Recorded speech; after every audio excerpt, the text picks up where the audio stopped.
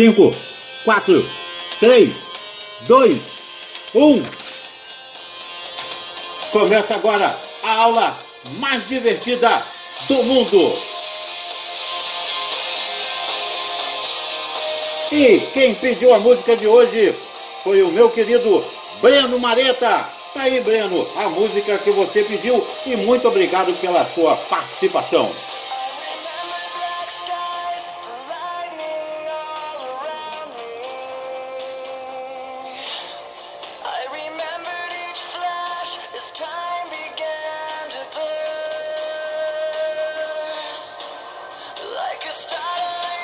Aê! E hoje estamos comemorando mais uma incrível marca, 21.994 visualizações. Então, bota exclusivo, meu filho, dá trabalho para fazer. Agora sim, minha querida e linda turma de segunda série, turma de Geografia. Agora estamos na aula de número 4. Vamos falar sobre os elementos e os fatores do clima. Vamos passar por temperatura, umidade, altitude, latitude, massas de ar e muito mais. Bom, então vamos começar a nossa aula assim. Eu estive vendo uma pesquisa, achei interessantíssima, alguns fake news que vêm aparecendo, falando que esse ano de 2021 vai ser o ano mais quente de todos os tempos.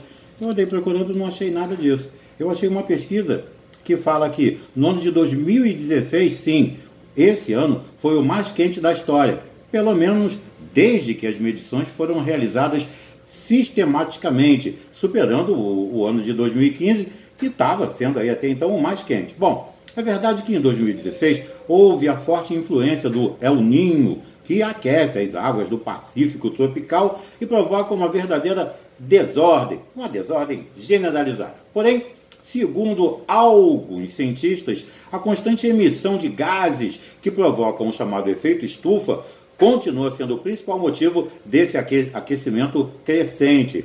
Para a gente ter assim, um parâmetro, aqui no Rio de Janeiro, onde a gente está, né, no nosso colégio, a temperatura média anual histórica é de 25,3 graus Celsius. E em 2016, a média foi de 27,8 graus Celsius, ou seja, um aumento aí de 2,5 graus Celsius, praticamente 10% mais quente.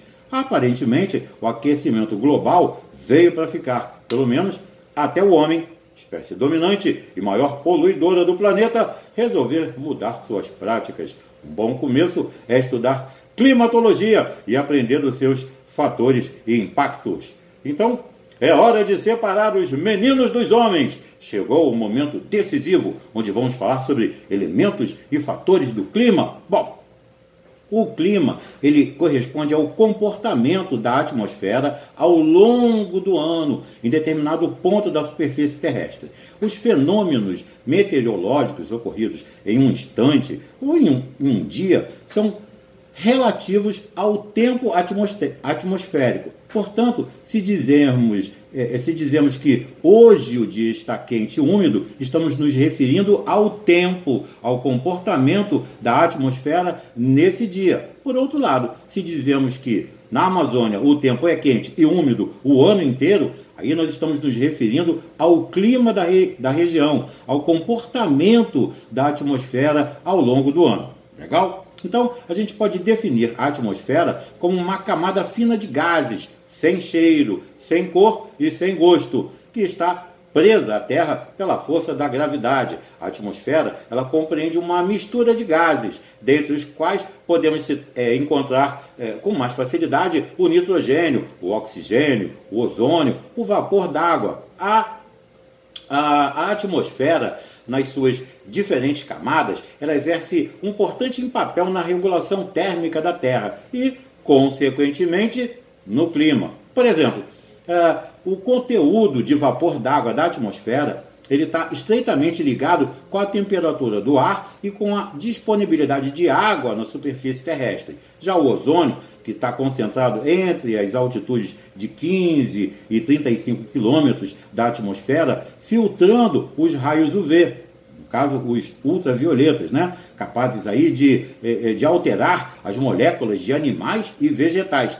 Também desempenham um papel importante para o clima no planeta. Então, os elementos do clima, a gente pode citar, por exemplo, a temperatura atmosférica. Essa temperatura atmosférica é, sem dúvida, um dos elementos climáticos mais importantes. Corresponde ao estado térmico do ar atmosférico. Trocando em miúdos, o estado frio ou de calor da atmosfera. A temperatura, ela varia não apenas de um lugar para o outro, mas também em um mesmo lugar no decorrer do tempo, como num único dia, por exemplo. Dentre os fatores responsáveis pela sua variação, podemos destacar a latitude e a altitude, entre outros. Bom, e a umidade atmosférica? Bom, ela corresponde à quantidade de vapor de água que é encontrado na atmosfera em determinado instante. O vapor de água ele é proveniente da evaporação e da evapotranspiração. Olha que palavra difícil. Evaporação e evapotranspiração, cuja intensidade depende principalmente da radiação solar, da extensão da superfície evaporante e, claro, da atuação do vento. Bom, o vapor de água ele é importante porque a condensação e as precipitações dependem dele. Ele desempenha também um papel de regulador térmico, porque ele absorve as radiações do Sol e da Terra e interfere literalmente aí no conforto do ser humano. E a pressão atmosférica? Bom, ela corresponde à força que é provocada pelo peso do ar, ou seja, quanto maior a altitude, menor a coluna e maior a rarefação do ar, o que diminui a pressão. A gente sabe também que o ar quente é leve. Esse fenômeno ele pode ser explicado pela expansão dos gases, ou seja, quanto maior a temperatura, menor o número de moléculas e, portanto, menor o peso de cada metro cúbico de ar. Ficou simples, né? Em contrapartida, quanto menor a temperatura, maior o número de moléculas por metro cúbico de ar. Tem-se, então, maior peso e maior pressão. Legal, né? Fatores do clima. Bom, vamos falar sobre a altitude. Na verdade, a altitude é um dos fatores mais importantes na definição de um clima. É necessário entender que, quanto maior a altitude, menor a temperatura. No alto de uma grande serra é mais frio, no mesmo instante e na mesma latitude que em nível do mar, né? Então, vamos tomar uma outra situação. Uma planície aí de uns 100 metros de altitude e um planalto a 200 metros. Todos eles na mesma latitude. Medindo a temperatura de ambos os lugares a 1 metro do solo, portanto, a mesma altura, nós podemos verificar que na planície a temperatura será maior do que no planalto. Esse fenômeno é facilmente compreensível, já que a atmosfera ela se aquece, ou melhor, ela se aquece por irradiação. Os raios solares aquecem a superfície na qual incidem, seja no continente ou no oceano, que irradiará o calor absorvido então para a atmosfera. Então, quanto maior a altitude, menos intensa é a irradiação e menor a temperatura. Há que se considerar ainda que o ar se torna mais rarefeito, ou seja, há uma menor concentração de gases à medida que aumenta a altitude, o que reduz a retenção de calor nas camadas mais elevadas da atmosfera, reduzindo assim a temperatura. Bom, o outro fator, a latitude.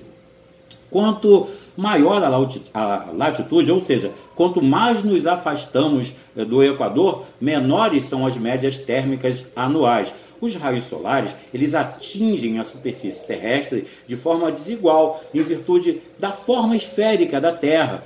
Portanto, as regiões equatoriais, ou seja, de baixas latitudes, são mais intensamente aquecidas que as regiões polares, as chamadas altas latitudes. Por ser esférica, a Terra é iluminada pelos raios solares com diferentes inclinações. Ou seja, quanto mais próximo do Equador, menor a inclinação com que esses raios solares incidem na superfície terrestre. Trocando em miúdos, mais perpendicularmente os raios incidem na superfície da Terra. Em contrapartida, quanto maior a latitude, mais acentuada é a inclinação com que esses raios solares incidem na superfície da Terra.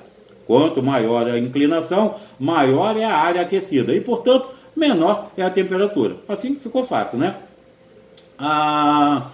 Massas de ar.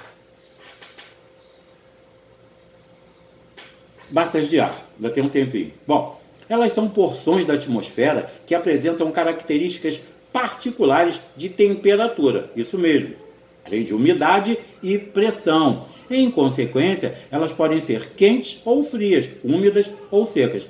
Na verdade, podemos dizer que as massas de ar são bolsões imensos de ar, ventos de escala planetária que se deslocam por diferenças de pressão pela superfície terrestre, carregando consigo as características de temperatura e umidade da região em que se originam.